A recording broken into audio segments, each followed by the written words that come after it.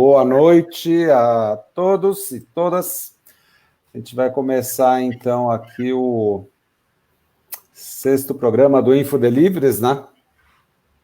Então, dentro do projeto Floresta de Livres, dos cursos de Comunicação Social da UFPR, Publicidade e Propaganda, Relações Públicas e Jornalismo, a gente realiza o Web Papos Delivres, cuja ideia é conversar sobre temas atuais que impactam na nossa vida cotidiana. Sempre temos convidados com forte conhecimento sobre o assunto tratado no programa, além de espírito crítico e colaborativo. Com apoio do Grupo de Pesquisa em Comunicação Eleitoral, que é o CEL-UFPR, do Projeto Educacional Ponto Pasta, do Projeto de Extensão Sinapse e dos docentes e discentes dos cursos de Comunicação Social da UFPR, a gente inicia essa nova edição do Web Papos, que vai tratar sobre Big Data, algoritmos e inteligência artificial, práticas e tendências. Meu nome é Ari Azevedo, professor associado do DECOM da UFPR, e hoje eu estou com os meus convidados aqui, o professor Marcos Sunier, formado em processamento de dados pela UFPR, com doutorado em banco de dados pela Université de Bourgogne, me corrija se eu estiver errado, Sunier. Perfeito, está perfeito. Idealizador do Centro de Computação Científica e Software Livre, C3SL, e diretor do setor de Ciências Exatas da UFPR. Obrigado, Sunier. E também a gente está aqui com o Marcos Castilho, que é matemático pela Unesp, doutor em informática pela Université de Toulouse, também me corrija no francês, com pesquisa aplicada à área de inteligência artificial. É professor titular do DEINF e atual líder do C3SL, pesquisa na área de informática na educação, além de ser grande incentivador do uso de software livre. Castilho, obrigadão também por... Eu que agradeço. Aliás, obrigado a ambos por estarem aqui, cedendo tempo, apresentando assim o conhecimento também de vocês, um bate-papo que eu espero que seja bem legal, bem divertido. Então, daqui a pouco eu já passo a palavra para vocês, eu vou fazer uma introdução rápida aqui e já ponho vocês de volta, tá, gente? Então, vamos lá. Uma contextualização do tema, né? Quem não se divertiu ultimamente, né? Tipo, nessa última semana estava bombando aquele aplicativo FaceApp, que a gente faz uma transformação de gênero, faz uma transformação de idade, e enquanto a gente está fazendo isso, que é grátis, né? Uma diversão bem inocente, bem lúdico, mas ao mesmo tempo não existe café grátis, né? Então, a gente acaba tendo que ceder alguns dados para a empresa, ela puxa a localização de GPS, o endereço IP dos nossos telefones e guarda esses dados para o futuro. Se vocês atentarem ao contrato lá, quando vocês autorizam, então tem que eles podem vender para empresas de marketing, criar anúncios direcionados, etc., e eles podem fazer isso ad eternum. É uma coisa, assim, bastante curiosa, no mínimo. Claro que além da gente já saber, né, que assim, alguns dados eles vão ser cedidos, normalmente é o perfil do Facebook, etc., que não tem muito mistério, mas é muito legal a gente perceber que não são só as empresas privadas que utilizam esse tipo de situação de coletar os dados de uma forma quase que espontânea, né? Então, muitas vezes, órgãos de Estado também fazem isso. Então, por exemplo, quem já ouviu falar no Edward Snowden, né? Que expôs a extensiva coleta de dados praticadas pelo governo dos Estados Unidos via NSA, tornou-se um dos perseguidos políticos mais notórios do planeta. Ano passado, em junho, ao lançar o livro Permanent Record, ele voltou a sentir a fúria do governo com medidas contra a publicação, também contra o autor que está exilado na Rússia. Se não bastar o Edward Snowden, né, um outro também que dá uma desbravada nessa área de coleta de dados e utilização de algumas formas quase que indiretas de controle de informação é o Julian Assange, e o famoso Wikileaks, né? Então, com a publicação de documentos e imagens confidenciais em 2006, ele ganhou as manchetes do mundo, né? E perseguido até hoje, estava na embaixada do Equador, depois que o Lenin Moreno assumiu lá no Equador, acabou sendo extraditado, não acabou sendo entregue para o governo inglês, está na questão de se extradita, se não extradita para os Estados Unidos. De qualquer modo, a gente tem interesse governamental, tem um interesse comercial também, né? De um modo mais sutil, mas com enorme potencial informativo sobre os usuários, a gente vai deixando o nosso rastro digital, que é o Digital Footprint, que é composto pelo conteúdo, palavras, fotografias, áudio, vídeo, enfim. Essa pegada digital inclui fotografia no Instagram, postagem em blogs, vídeos publicados no YouTube, publicados, curtidos, e daí vai, mensagens no mural do Facebook, reportagens, LinkedIn, e daí vai. Por exemplo, quando a gente pega o Google, os dados são coletados toda vez que você faz uma busca no Google. Envia um e-mail pelo Gmail, compartilha um documento pelo Drive, ou usa o Maps para achar o endereço de destino, ou assiste alguma coisa no YouTube, pelo navegador Chrome, que tem capacidade para armazenar conversas, senhas, localização, compras, sites mais acessados. Ou seja, isso vai dizer muito sobre quem é você. A gente tem o autor Yuval Harari, no livro Homo Deus. Isso daqui é muito legal. Tem uma pesquisa do Facebook, né, que apontou que o algoritmo é melhor que os amigos, pais e cônjuges como juiz de personalidades e disposições humanas. Então, os algoritmos só precisavam de um conjunto de 10 likes para superar as predições dos colegas de trabalho, 70 para dos amigos, 150 para dos familiares e 300 para se sair melhor do que o cônjuge. Ou seja, quando a gente parte da premissa de que com 10 likes conhecidos meus vão ser superados pelo Facebook, 150 likes, a pessoa que você vive não te conhece tanto quanto o Facebook, é para a gente começar a pensar um pouquinho na vida. Mas aí o que acontece? Se você acaba não acessando as redes sociais, se você é uma pessoa bastante preocupada com a tua privacidade, aí você está seguro. Na verdade, não é bem assim, né? Que a gente tem um monte de informação que está circulando aí pela internet, informação do SPC, do Banco Central, cartórios, tribunais e outras bases de dados privados que podem ser acessadas. Se você assiste Netflix ou Amazon, se você tem cadastro em alguma operadora de telefonia, se você usa iFood ou Rappi, então em algum lugar você tem alguma informação que vai ser publicizada. O que a gente vai estar discutindo hoje aqui, e agora eu vou voltar com os colegas. Castilho, volte, Castilho, volte. Aí a gente agora, valeu. Então aí a gente agora vai dar uma discutida depois dessa introdução. A gente vai falar um pouco mais agora de Big Data, algoritmos também, né, no mercado e na academia. Então a gente começa com o Sunier, aí depois a gente volta aí o Castilho também. Sunier, é tudo com você agora. Obrigado, Ari. Sim, beleza. Sunier, Bom, eu vou passar rapidamente nessa apresentação aqui, que é uma apresentação que eu fiz na época do Python of Science, e que está bem dentro da linha que você colocou aí, Ari. Talvez algumas transparências eu pule um pouquinho, mas ela está bem relacionada com o tema. Eu puxo um pouco para a transparência, mais no sentido do que o que é possível fazer com a informação e qual que é o papel do Estado nesse problema da informação, né? Então, quando a gente fala sobre Big Data, né, tem essa palavra Big, dado grande, né, isso aí quer dizer o quê? E qual que é o problema relacionado com isso, né? Na visão do cientista da computação,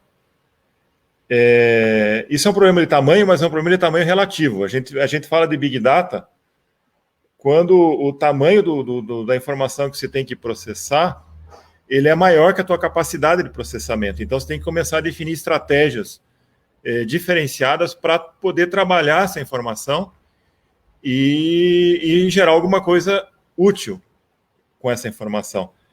Então, o que a gente vai vendo é que à medida que os equipamentos de computação vão evoluindo e a rede vai ficando mais rápida, o conjunto de problemas que a gente pode abordar, eles vão ampliando.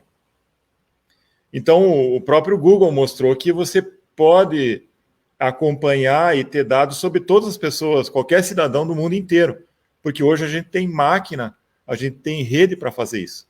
Tem uma época que a gente não tinha essa capacidade, mas essa preocupação com a informação e que a informação traz poder, traz domínio, traz controle, ela existe desde que o mundo é mundo, né? Então, a gente fala que Big Data é uma questão de volume, do tamanho, da velocidade da rede, da variedade da informação. Ou seja, isso também é uma coisa que o pessoal da área de comunicação vai ter que trabalhar muito, né? Como você está trabalhando com um número inimaginável de pessoas e principalmente de fontes de informação, cada um publica e conta a história dele e torna pública a informação dele de uma maneira diferente. Então, essa informação ela tem muita variedade. E isso gera uma complexidade também. A veracidade,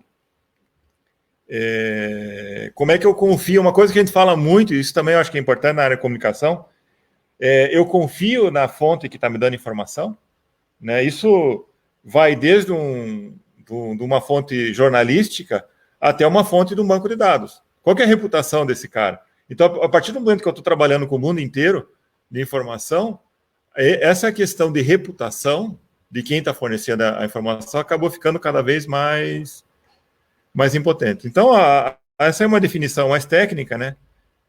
Conjunto de técnicas e estratégias de armazenamento e busca de informação que permite o tratamento de um fluxo, volume e variedade de informações que é grande em relação aos recursos disponíveis. Então, é o problemão do cientista da computação. Como é que eu resolvo? Como é que eu trabalho isso? E a gente vai ver que tudo que tem de inovador hoje em arquitetura computacional, ela vem das empresas que trabalham com esse volume absurdo de dados. Vem do Google. Alguém já deve ter visto foto daqueles parques infindáveis computacionais que o Google tem, né? É para resolver justamente esse problema. Então, ele existe desde que o mundo é mundo. Só lembrando, né, o pessoal em biblioteconomia, antes de existir o computador, já trabalhava com essa questão de como é que eu manipulo, controlo, recupero a informação e como é que eu dimensiono o tamanho dessa informação, né? Então, tinha vários problemas.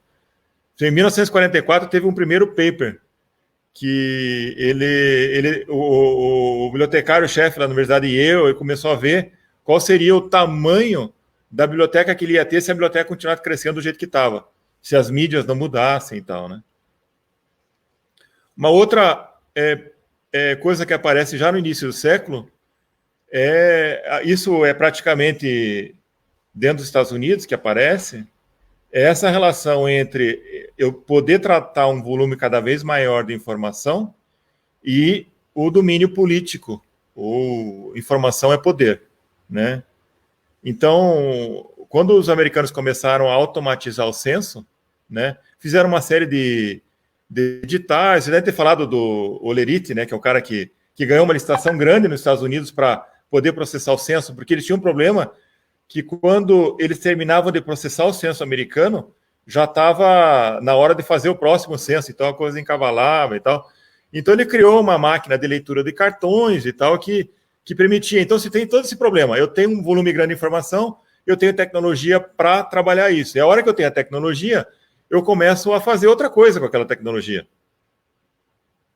Então, daí os americanos já, porque eles estavam fazendo o censo, eles pensavam, mas a gente pode também controlar as pessoas. Então, em 1936, subiu na Suprema Corte americana um caso de se deveria poder arquivar ou não o número de seguro social e os dados de endereço de cada cidadão americano.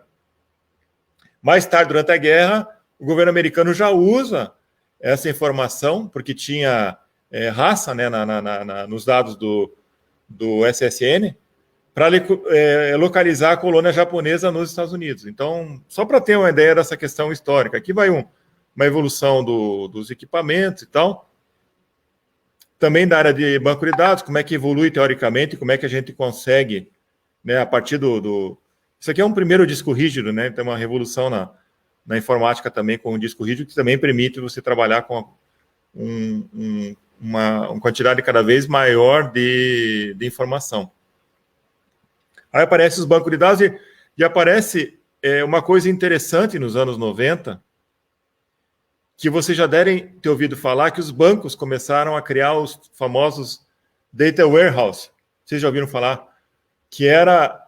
porque um banco, até os anos 90, o banco era uma coisa mais ou menos resolvida em computação. Você fazia o processamento da conta corrente da pessoa, dos investimentos dela, trabalhava os números, dava o saldo dela, dava dinheiro quando ela precisava, incorporava o salário, fazia mais ou menos um controle, mas ninguém em banco pensava em controlar o cliente. Aí, é a mesma coisa que eu falo sempre. Como começou a aparecer muito computador, e o computador começou a ficar barato, o pessoal do banco começou a pensar, e se eu pegar essa base de dados que eu uso só para processar o meu cliente e começar a fazer um arquivo do cliente?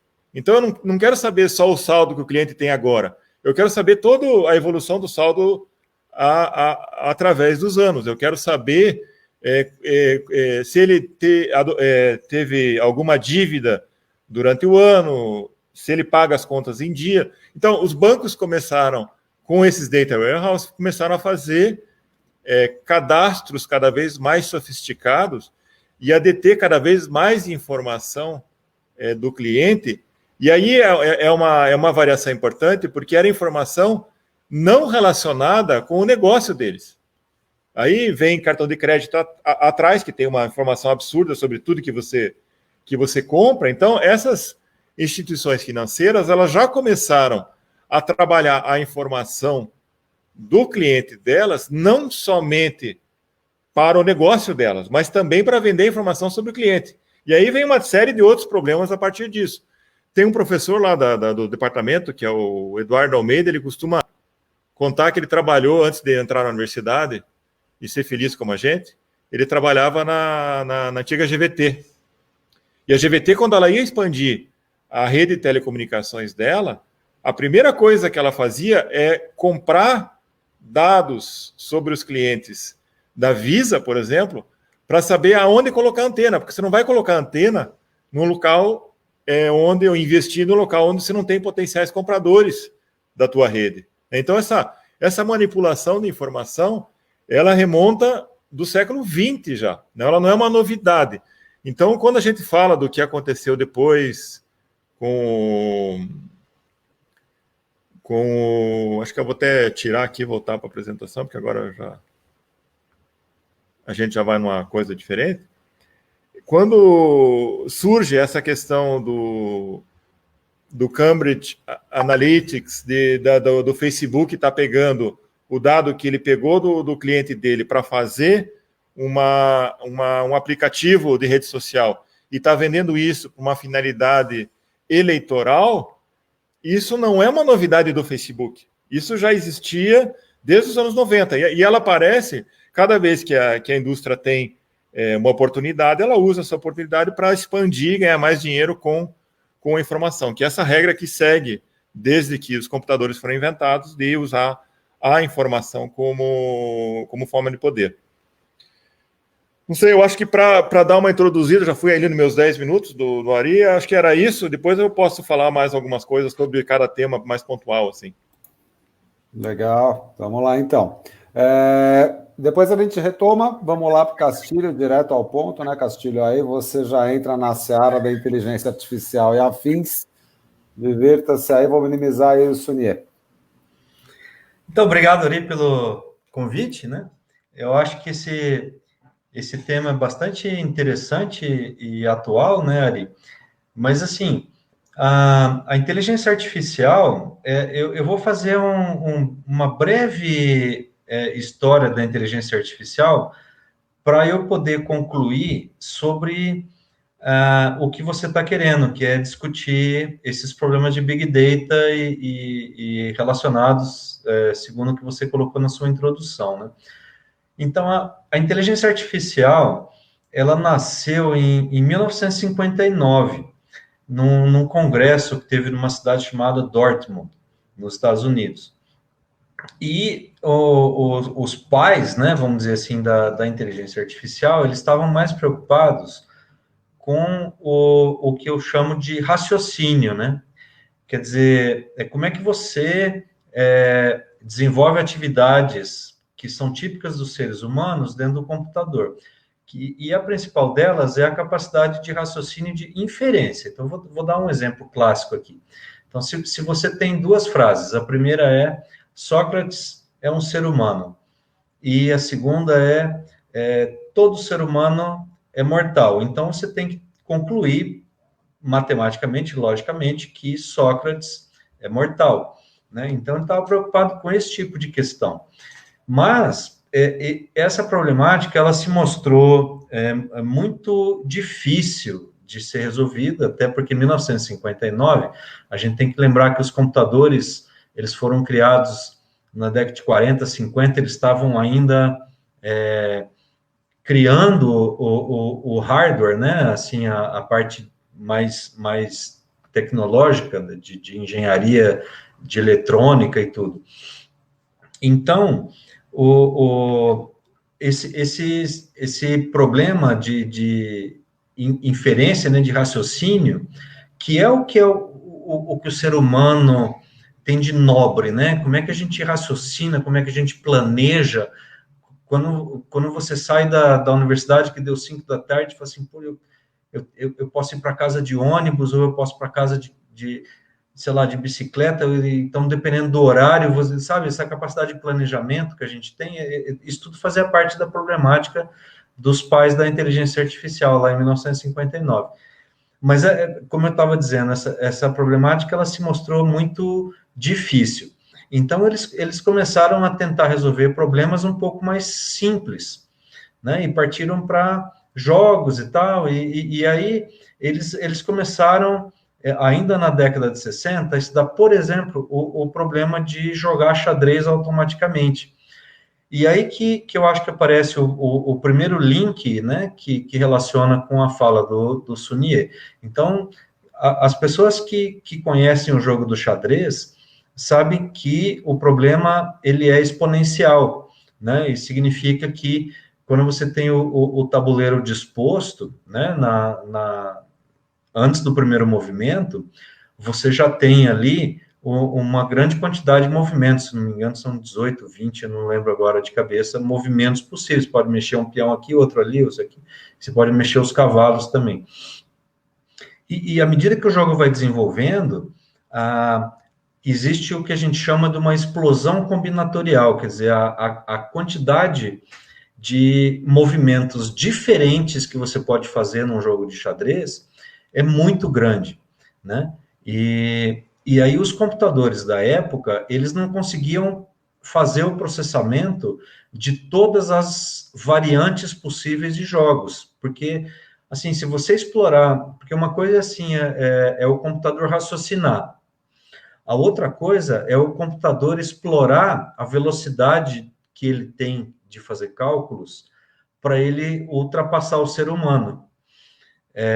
Por isso que existem duas vertentes da inteligência artificial. Existe aquela que procura fazer as coisas simulando o jeito que o ser humano faz, e existe a outra que é usar o computador do jeito que ele é, porque ele é uma máquina eletrônica, né? E explorar a velocidade dele para superar o ser humano. Então, no caso do xadrez, foi determinado, né, foi constatado que não era possível explorar a velocidade do computador, porque para você explorar todos os possíveis movimentos, para você escolher qual era o melhor movimento possível. Isso a gente chama de explosão combinatorial. Então, aqui tem um primeiro link com a fala do Sunier, quer dizer, quando o Sunier fala em excesso de dados, eu estou falando em excesso de caminhos a serem explorados, né? São diferentes variedades. Quem domina o mínimo de matemática do ensino médio sabe o que é uma função exponencial, né? Você, no tabuleiro de xadrez, você pode chegar num número absurdo de movimentos que o computador não consegue fazer. Bom, isso levou a inteligência artificial a ser dividida em duas áreas diferentes, né? Que era uma área mais voltada ao raciocínio, né? Que era o estudo da lógica, que é onde eu particularmente desenvolvi minhas dissertações de mestrado, minha tese de doutorado, fiz minha pesquisa durante muitos anos, que é como que a gente tira a informação da nossa cabeça e constrói algoritmos que procuram raciocinar como ser humano. Porém, dado essa problemática toda que eu estava me referindo, muito simplificadamente, estou dizendo, Ari, então, a inteligência artificial, ela passou em computação a ser encarada como uma questão de resolver problemas difíceis, né? E eu vou dar um exemplo bem interessante para vocês. Imagina que vocês têm um grupo de pessoas, né? Isso existe muita análise em cima do próprio Facebook hoje em cima disso, né? Então, imagina que você tem 20 pessoas, cada pessoa é uma bolinha, né? Representado graficamente por uma bolinha. E as pessoas se conhecem. Então, você pega duas bolinhas e faz um risquinho, né, entre essas duas bolinhas. E aí você pega quando uma pessoa conhece outra, né? Então, assim, você tem um gráfico, né, a gente chama de grafo em computação, das pessoas que se conhecem, né? Talvez alguém aqui já tenha visto um desenho desse, né? Um monte de bolinha com arestas ligando essas bolinhas. Imagina que você quer saber o grupo de pessoas que se conhece mais, né? Que todo mundo conhece todo mundo. Isso é um problema difícil em computação.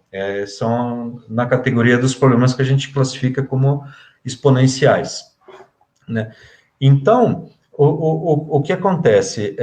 A inteligência artificial, ela passou a popularmente ser conhecida pela capacidade de resolver problemas que custavam muito caro computacionalmente para serem resolvidas.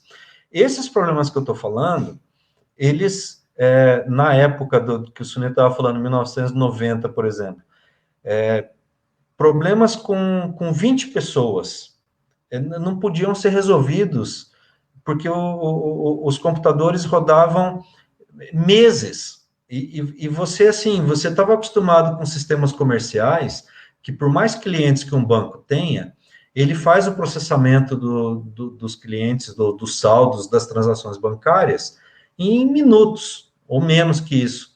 Mas esses problemas que eu me refiro exigiam, né, que os computadores trabalhassem durante vários meses, ou às vezes vários anos. Então, não era possível você tratar esse tipo de problema. Então, durante muito tempo, o xadrez foi ignorado, até que na década de 90, a IBM desenvolveu um computador especializado em jogar xadrez.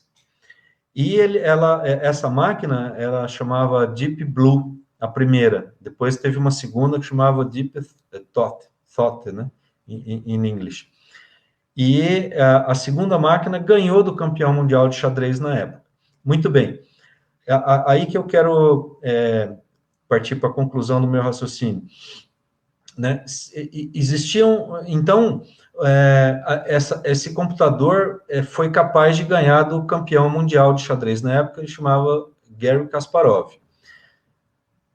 Muito bem, embora ele não admita que o computador jogou sozinho, ele defende até hoje que tinha algum ser humano ajudando a máquina. Mas, enfim, isso é outra história. Isso aí é com o Kasparov para ele responder. Mas existiam outros jogos do tipo Go, que é um jogo chinês, né, ou japonês, né, oriental, basicamente, em que a explosão combinatorial era absurdamente maior que a do xadrez. E inclusive, recentemente eu estou falando de 6, 7 anos atrás, que não seria nunca possível um computador ganhar de um ser humano no jogo de Go. E isso aconteceu muito pouco tempo atrás, né?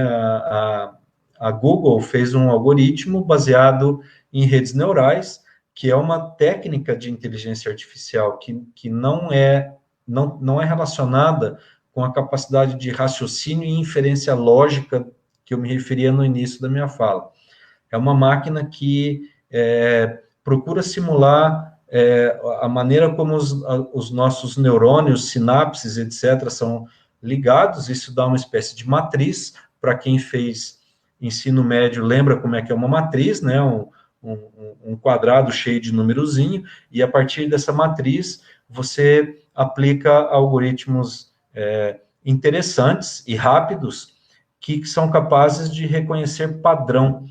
Então, se eu mostro para vocês um lápis, esse algoritmo, nos anos 90, teria dificuldade de reconhecer um lápis. Hoje não, hoje ele reconhece padrões. Então, ele foi uns 5 a 6 anos atrás, esse algoritmo do Google ganhou do campeão mundial de Go.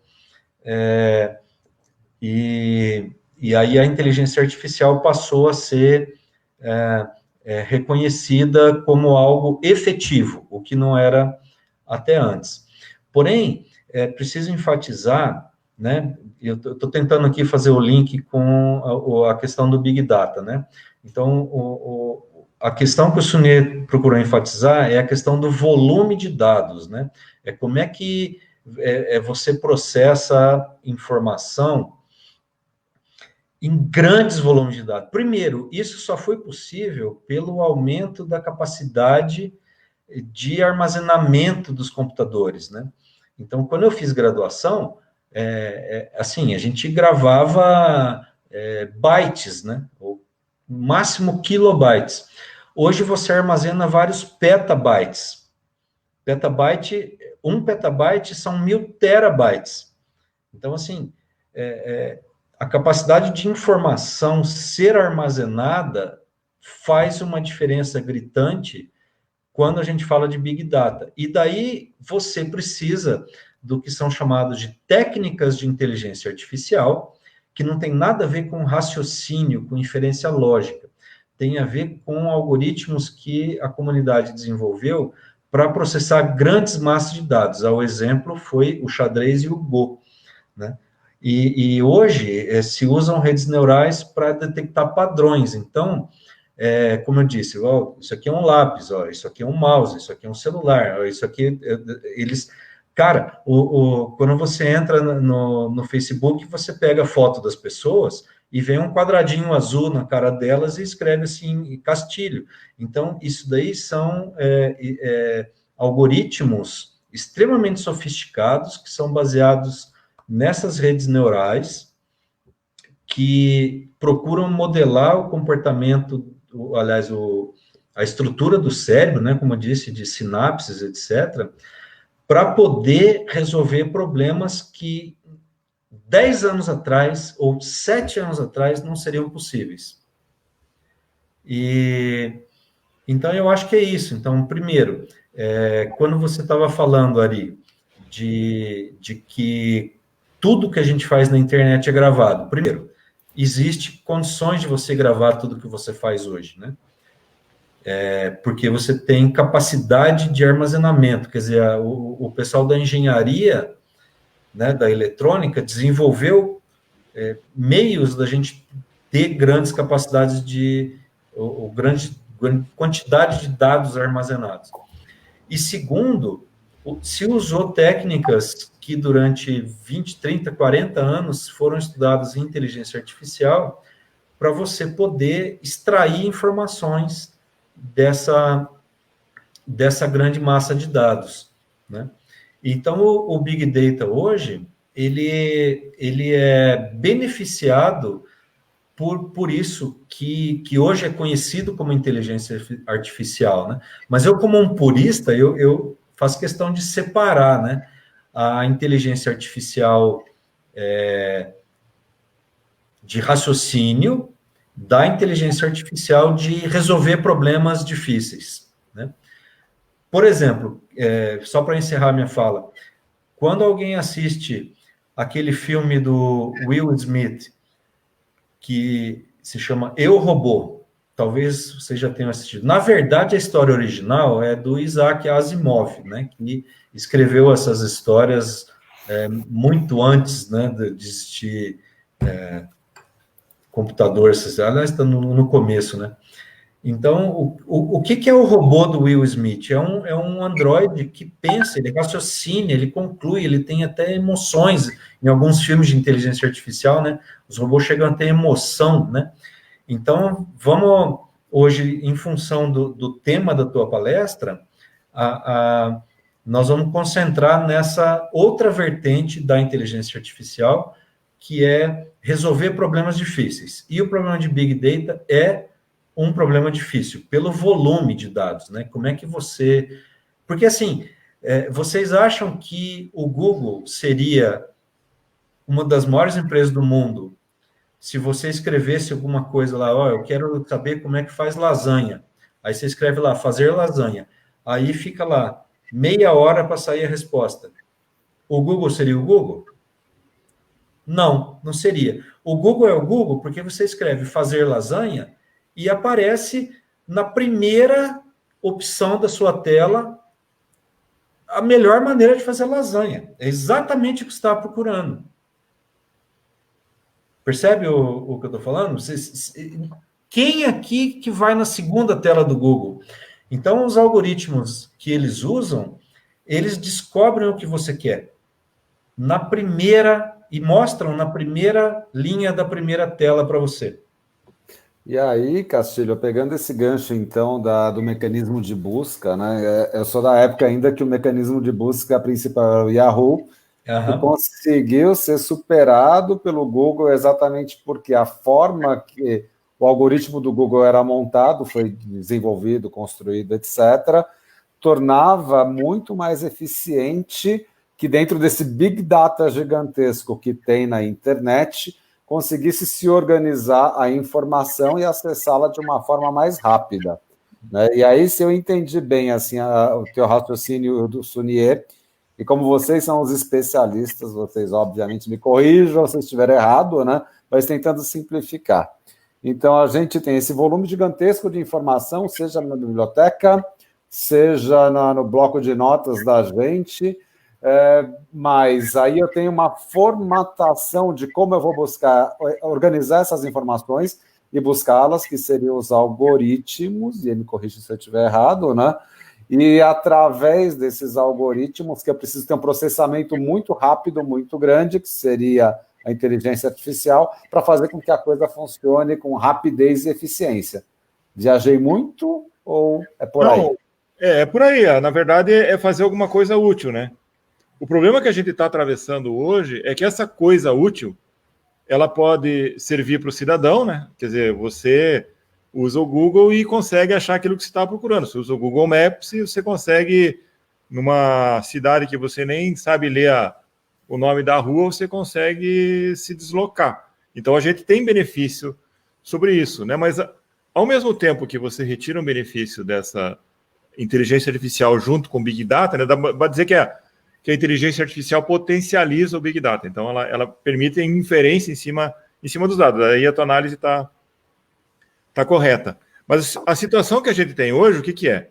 As grandes corporações, elas acumulam informação sobre a gente, eles sabem o que a gente compra, aonde a gente compra, do que a gente sofre, com quem a gente se relaciona, o que a gente pensa sobre os assuntos, para onde é que a gente vai, que hotel que usa, etc. e tal. E a gente, os indivíduos de maneira geral, eles não têm informação sobre o que essas empresas sabem da gente. Entende? A relação não é igual e o benefício não é igual. Então, essa lei geral de proteção de dados que aparece na Europa, ela aparece porque os governos começaram a ver, os governos europeus, num primeiro momento, né, começaram a ver que esse acúmulo de informação que estava ocorrendo, esse avanço tecnológico todo, ele claramente beneficiava as grandes corporações, centralizava o poder, mas o benefício que sobra para o indivíduo, fora o Google Maps e a busca direta, é muito pequeno, né? Você usa o Facebook, se encontra 3 amigos e tal, tem mais facilidade, mas o grande benefício, o grande dinheiro que a gente tira o Facebook, dá a tua informação no outro sentido. Então, ao mesmo tempo que a gente tem que entender que isso acontece, a gente também tem que lutar muito para que essas leis gerais de proteção de dados, elas realmente funcionem. Que você possa chegar, quando você desistir de ter uma página no Instagram, dizer, eu não quero mais que você tenha mais informações, e que eles sejam obrigados a tirar aquela informação de você. Você tem que poder dizer que, se alguém está fazendo reconhecimento facial, ele não vai poder usar para outras finalidades que não aquela da identificação no teu prédio, né? Porque senão acontece o que aconteceu na China agora no Covid, né? Você tem uma crise e o governo usa a informação que tem de reconhecimento facial para saber onde é que está todo mundo, quando é que você saiu de casa. E daí o tal do... O outro Big, que é o Big Brother, não é o Big Data, é que aparece, né? Então, você tem um controle total sobre os indivíduos. Eles estão usando, inclusive... Oi? Isso, eles estão usando agora, inclusive, em países como Coreia, etc., para controlar a Covid, né? Porque eles sabem se tem alguém perto de você que tem... Ele tem o reconhecimento facial do cara que pegou Covid e sabe, o cara tá andando na rua, sem máscara ainda por cima e tal, entende? E aí o controle vai ser absurdo em cima das pessoas. Quem trabalha bem com isso daí é o Yuval Harari, né, no Homo Deus, mas também no Sapiens, ele dá uma pincelada nisso. Mas é exatamente esse conceito, porque nas épocas em que o medo aflora, que o medo desponta, a gente vai cedendo as nossas liberdades individuais em troca de segurança, mas a gente está ficando com uma estrada, né, uma avenida gigantesca aberta para o mau uso dessa liberdade que a gente está cedendo. Então, se a gente volta para o 11 de setembro nos Estados Unidos. Exatamente o exemplo que eu estava pensando. Então vai lá. Não tinha reconhecimento digital para entrar na fronteira antes do 11 de setembro. Né? Agora tem até facial, né? Você vai passar a fronteira, reconhecimento facial na tua cara lá no passaporte. Mas deixa eu fazer um contraponto aqui, né? Vocês estão entrando numa seara de, sei lá, legalidade ou acúmulo de poder. Exatamente, mas do ponto de vista puramente computacional, é possível fazer. Hoje você tem algoritmos, Ari, te garanto, há 5, 6 anos atrás não era possível. Hoje é. Por causa do quê? Por causa de ciência. Porque os pesquisadores, ao longo dos anos, investiram e chegaram nesse ponto.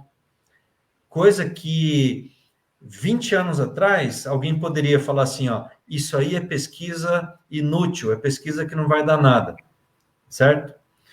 E portanto, eu não vou financiar. Mas hoje, o que eu estou querendo dizer é que a importância da ciência é imensa.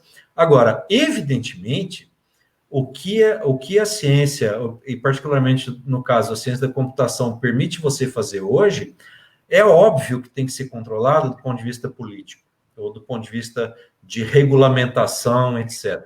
Mas que é possível fazer, E isso daí é legal, porque daí a gente vai partir para aquele caminho que lida um pouco com ética, porque por um lado, e aí assim, o que você falou, Castilho, é muito legal, porque a ciência, ela requer investimento. E uma coisa que a gente, professor, né, a gente percebe nas nossas respectivas áreas, a gente de humanas principalmente, né, o investimento em ciência, em educação tem caído bastante, e isso vai aumentando a nossa dependência dessas grandes corporações. Tem um estudo da Interbrand, o ranking da Interbrand das principais marcas, etc. Das 10 principais marcas, falando geral, 7 estão nos Estados Unidos. Dessas, 5 são de tecnologia. A gente pega a Facebook, pega a Google, pega a Amazon, eu não vou lembrar as outras duas, as outras que assim de cabeça, mas a gente vai ficando numa dependência externa muito grande. Por quê? Porque a gente não investe em ciência. E eu sei que vocês dois, assim, vocês têm muito apreço pela questão do software livre. Então, aí já dá para entrar um pouquinho no que vocês defendem lá no laboratório, etc. Acho que dá um bom gancho daí. O software livre é assim, Ari. Eu não chego em sala de aula e mostro uma teoria. Ou ao menos eu não me limito a mostrar uma teoria. Eu mostro na prática, porque o código-fonte está lá exposto, a gente trabalha com isso. Né? O Sunil orientou, uns anos atrás, uma pesquisa que tinha a ver com inteligência artificial, até o professor Fabiano Silva foi co-orientador ali, ele trabalha com IA também, que eles inseriram código, né, submeteram código para o principal banco de dados livre que existe hoje no mundo, que é o Postgres. Né? E então, os nossos alunos formados no curso de computação da Federal do Paraná, tem muitos deles que trabalham no Google, no Facebook, ou nas IBM, inclusive na própria Microsoft, que não tem nada a ver com software livre. Por quê? Porque aprenderam a encarar a construção do software não apenas como um objeto teórico que o professor mostra esquemas na lousa, mas também porque tem acesso ao código-fonte. Fora que quando a gente fala de transparência, né? Então, eu vou levantar um outro gancho aqui. Quando você fala em sistemas eleitorais, por exemplo, Por que o TSE não divulga o código-fonte do sistema de votação brasileiro? É vendo o código-fonte que a gente sabe analisar, né? Então, quando você tem o genoma, por exemplo, quanta coisa que a gente pode saber vendo o genoma, né? E quanta coisa que a gente não poderia saber vendo o código-fonte das coisas, né? Acho que o Sunier tem bastante coisa para falar sobre isso também. Uma outra coisa também que é o aspecto que a gente tem defendido muito recentemente, porque o software livre, mal e mal, ele virou uma coisa muito consolidada, né? Então, hoje as pessoas já nem têm mais essa discussão, porque a própria Microsoft abandonou o software por licença, né? Hoje em dia, o pessoal fala de vender serviço, o modelo de negócio hoje é vender serviço. E o serviço não importa se a fonte é aberta ou fechada. Então, né, até o Facebook usa banco de dados livres, o Google também, mas o que eles vendem não é isso, eles vendem o serviço. Aquela software de caixinha do supermercado, ele acabou essa era, felizmente, né? Tem esse aspecto didático que o Castilho colocou, que é importantíssimo, é fundamental para um aluno da ciência e computação saber como as coisas funcionam, mas no modelo de negócio geral, essa discussão caiu bastante. Mas o que tem hoje, assim, que eu acho que é uma coisa que o Brasil está perdendo mesmo o bonde e enfraquecendo a sociedade por causa disso, é a questão dos dados abertos, né? Quer dizer, a gente está vendo com o Covid, né? Você tem uma dificuldade grande, os pesquisadores têm uma dificuldade grande de ter acesso à informação confiável, que é atualizada sistematicamente e sem ficar mudando a estrutura, né? Lembra que eu falei da variedade que gera complexidade? A partir do momento que o Ministério da Saúde, porque deu a louca ou trocou de ministro, ele resolve mudar completamente a maneira que ele está divulgando os dados, todo mundo que estava estudando a evolução do Covid tem uma trabalheira imensa para arrumar, e às vezes, dependendo do como ele fez a sumarização, você perde todo o trabalho anterior. Então isso é um crime contra a sociedade de maneira geral. Ainda mais nós estamos falando de dado público, que é acessado para todo mundo. Então, a gente tem aquele plano de dados abertos, que é lei, né? Toda instituição pública é obrigada a ter um programa de dados abertos, e a Universidade Federal do Paraná não tem. Ela não tem dados abertos. E se poderia fazer muita coisa com dados públicos da universidade, anonimizados, evidentemente, sobre desempenho, sobre pesquisa, sobre cada dado gerado em cada laboratório. Nós não temos um plano de dados abertos. Isso enfraquece a nossa sociedade, enfraquece a pesquisa, enfraquece o conhecimento que a gente tem, enfraquece o trabalho jornalístico de poder fazer um levantamento. Você pega, por exemplo, o portal da transparência da CGU, que foi uma trabalheira para fazer. Primeiro, ele é incompreensível e eles ficam mudando toda hora. Quer dizer, o trabalho é ótimo. Você tem dados ali para poder saber se o governo está gastando certo, está gastando errado, se tem um ministro mentindo com o recurso que ele utilizou, mas a gente não consegue ter acesso a isso. Então, o que a gente está fazendo hoje no C3SL? Está tentando, primeiro, defender publicamente essa política de dados abertos, públicos abertos. Segundo, quando o dado aberto existe, a gente tenta construir, né, a gente fez uma interface, por exemplo, o portal da transparência, que simplifica a compreensão dos dados de execução orçamentária do governo federal, para poder ampliar o poder desses dados e tal. Então, isso eu acho que é um papel importante que a universidade tem que desempenhar.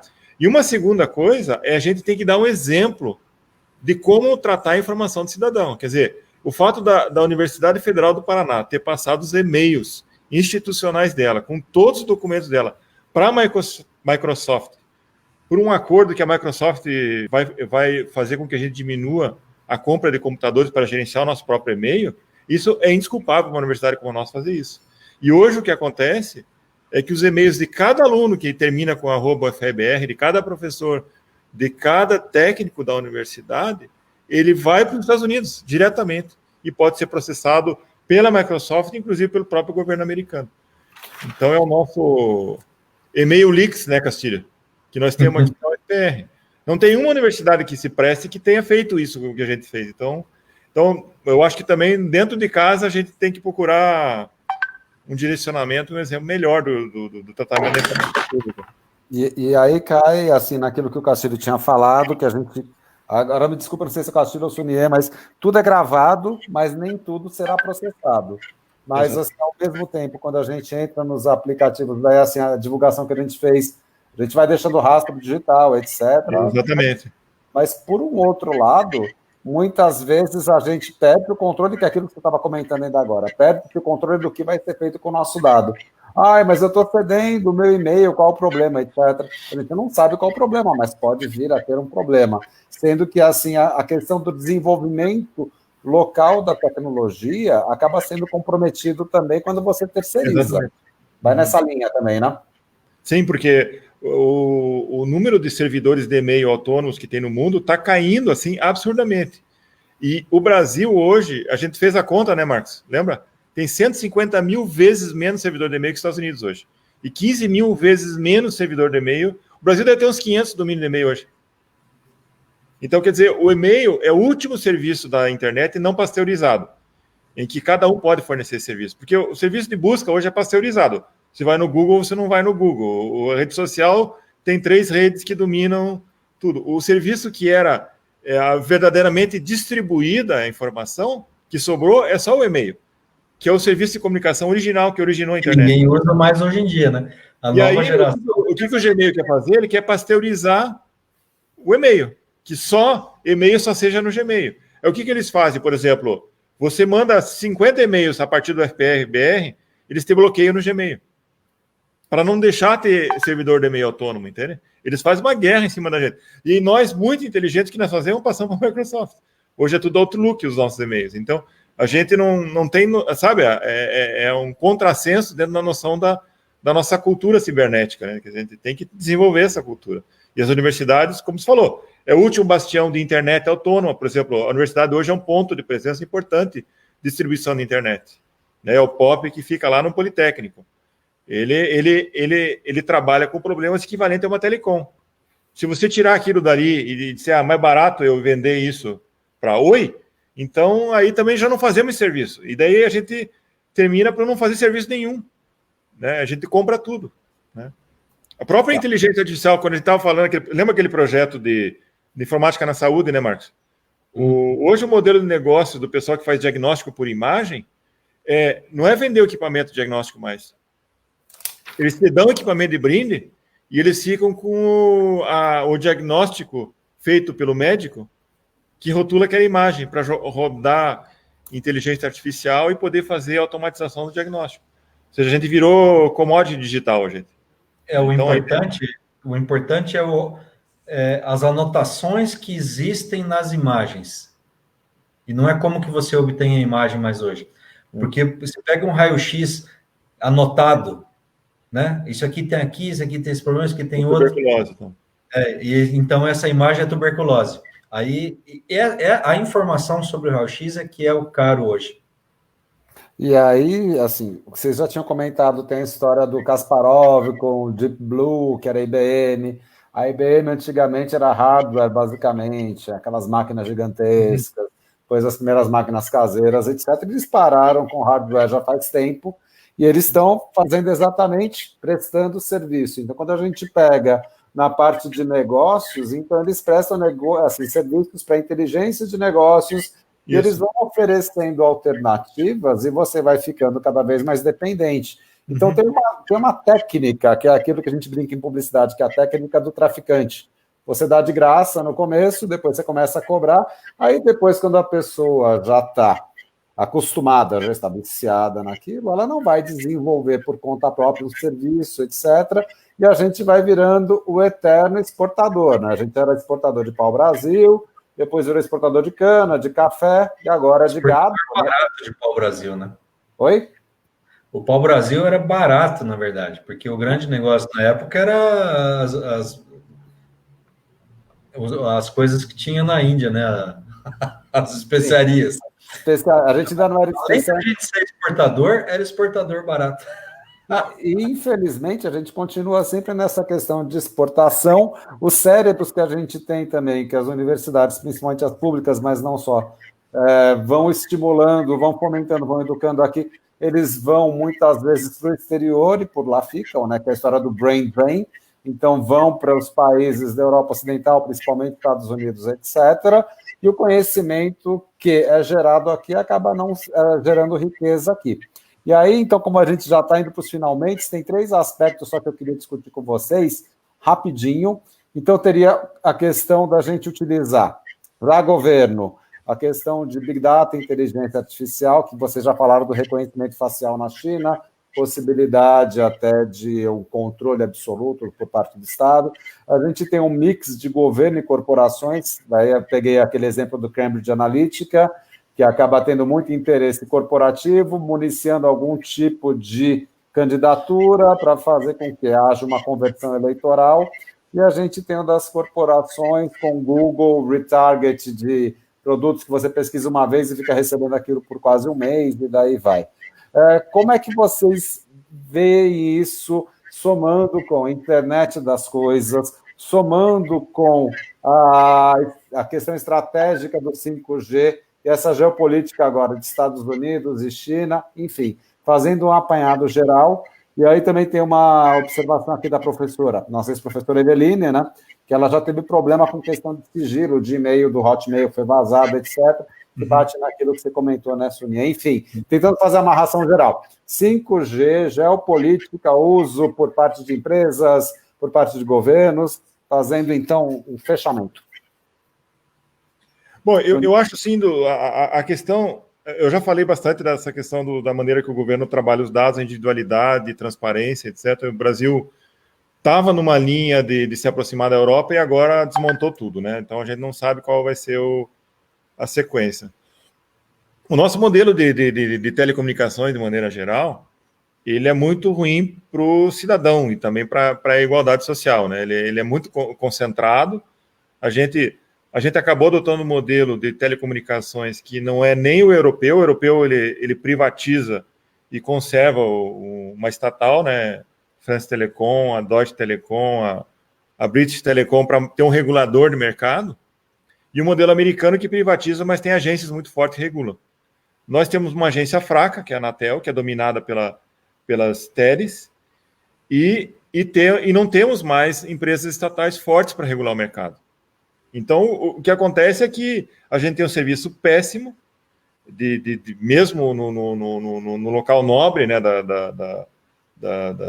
do país, e o pessoal que é mais desfavorecido ou que está numa região geograficamente distante, ele não tem acesso, né? Então, o que acontece é que o nosso modelo de telecomunicações, ao invés dele trazer bem-estar social e equilíbrio de renda e de direitos, ele acaba, tanto pela telecomunicação como pela transparência e dados, ele acaba concentrando renda, concentrando poder e aumentando a desigualdade. Essa, acho que, para mim, é o grande desafio que a gente tem como país, é como é que a gente rompe esse ciclo. E a gente vê que ele vai se acentuando pela intensificação do investimento tecnológico no país. Acho que isso que é o grande problema que a gente vai ter que enfrentar hoje como defensores, né, de software livre, de igualdade, de tecnologia como distribuidor de renda e de direitos, e não como concentrador. É isso. Isso do ponto de vista político, o Sunier falou tudo que tinha que ser falado ali. Aliás, não falou tudo, né, mas falou o essencial ali. Mas, do ponto de vista de tecnologia, assim, a gente tem uma velha frase que a gente diz em computação: se você quer um computador seguro, você tira ele da rede, que daí ele não vai ser invadido, né? Então, assim, a internet das coisas está vindo, né? Daqui a pouco, eu conheço gente que controla o ar-condicionado sua casa, de qualquer lugar do mundo, né? Então, assim, a internet das coisas é isso, é você controlar a sua geladeira, tudo. Então, eu acho que, do ponto de vista tecnológico, é inevitável, isso vai acontecer. E as pessoas têm que se preocupar com isso. Não estou dizendo que tem que ficar neuróticas, daí existe gente neurótica com isso, né? Mas possibilidade técnica existe, sim, e vai cada vez existir mais. Então, eu acho que, por isso que eu sou um dos grandes defensores de que informática, né, o que a gente tem chamado hoje de pensamento computacional, ele tem que ser ensinado desde a mais tenra idade. Lá no ensino Fundamental 1, para crianças de 5, 6, 7 anos, para você entender como é que funciona esse processo ali, né? A gente está imerso num mundo altamente tecnológico hoje.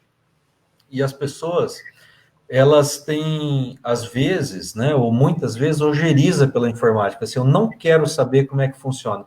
Eu acho que a gente tem que saber, sim, como é que as coisas funcionam, para a gente poder pensar, para a gente poder se proteger, para a gente poder, no mínimo, decidir se a gente quer ou não quer aceitar determinadas situações. Então, a gente tem muito chão pela frente. Eu lembro que a ciência da computação provavelmente é a ciência mais nova que existe hoje no mundo, porque ela data de 1940, 1950, quer dizer, a física é milenar, a matemática mais que isso, né? Biologia, então, nem se fala. Então, a computação é uma ciência muito nova e a gente tem que nos prepararmos como sociedade para encarar a computação.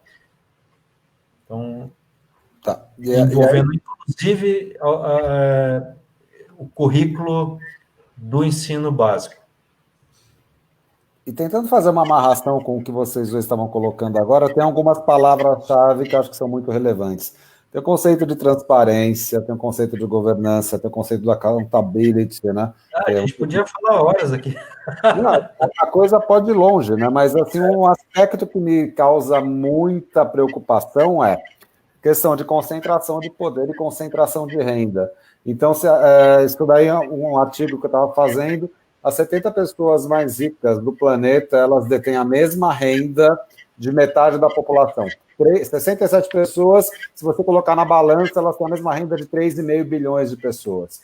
Isso fala muito desse momento histórico que a gente está vendo, em que a gente tem uma concentração muito grande de domínio tecnológico, de domínio de poder, e a gente está ficando cada vez mais dependente dessas poucas corporações, desses poucos mega bilionários. Daqui a pouco o Jeff Bezos, né, vai ser o primeiro trilionário do planeta. Então, é um momento muito conturbado, né, e que falta transparência, e ao mesmo tempo, eu achei muito legal quando tem a questão do portal da transparência. Tem os dados, só que os dados, muitas vezes, eles estão, assim, ou ininteligíveis, ou eles estão ali, tipo, escondidos em algum lugar, ou não é fácil para as pessoas entenderem. Então, você tem os dados. Você atende algumas determinações. Quando a gente fala de campanha eleitoral que a gente vai ter esse ano, que talvez vá para o final do ano de dezembro agora, para as prefeituras, etc., prestação de contas, ela está lá, beleza, é tudo legal. Mas, ao mesmo tempo, é fácil de entender. Então, quem entende um pouco da prestação de contas não é o cidadão comum. Você tem que ter os especialistas, etc. Fala. Mas também, Ari, não é um problema só de ciência da computação, sabe? É um problema de vocês da comunicação, né? Sim. Porque, assim, não é o cientista da computação que vai fazer a análise e mastigar, ou sei lá, e preparar um texto para ser divulgado, né? Porque se você quiser saber o salário do Marcos Castilho, você vai lá no portal da Transparência e descobre. Mas se você quiser comparar quanto que a Federal do Paraná gasta com RU, comparado com quanto que a UFMG gasta de RU, isso aí é trabalho de vocês. E isso que o Suné estava dizendo agora há pouco, né? Nós conseguimos preparar os dados de uma maneira que as pessoas... Por isso que, assim, uma palavra que a gente não falou ainda nessa apresentação é interdisciplinaridade, a outra é multidisciplinaridade. Então, a ciência da computação hoje... inclusive, é uma demanda da Sociedade Brasileira de Computação, e o C3SL está muito preocupado com isso, que é como é que a gente fornece infraestrutura de dados e etc., para que outros domínios do conhecimento, por exemplo, a comunicação, possa explorar isso para provocar uma evolução, né, uma revolução na maneira como as pessoas compreendem a informação hoje. Porque se você consegue ali, como comunicador, como jornalista que você é, né, ter a possibilidade de tratar esses dados, né, e de uma maneira simplificada, você teria um upgrade na sua profissão, na sua área, eu imagino. Não, e isso é legal nesse momento de pandemia, né, que a gente percebe que, por exemplo, essa questão de multidisciplinaridade, transdisciplinaridade, interdisciplinaridade, eu nunca sei exatamente a diferença, mas a integração entre as diferentes áreas é fundamental. Se a gente pega a importância que as informações que os médicos passam para montagem de sistema, que o pessoal de informática consegue montar um banco de dados que vai servir para a saúde pública, isso só mostra que é fundamental a gente ter essa troca, né? Essa troca de conhecimentos, troca de saberes, porque a gente brinca que o pessoal de informática às vezes fala javanês, mas cabe a gente também a traduzir o javanês para uma linguagem, pode ser o português brasileiro, inclusive, né, que seja acessível para todas as pessoas, né? Enfim, gente, de qualquer modo eu quero agradecer novamente, passamos uma horinha aqui, um pouquinho mais, muito agradável. Muito obrigado, Castilho, muito obrigado. Eu que agradeço aí o convite. Obrigado, Ari.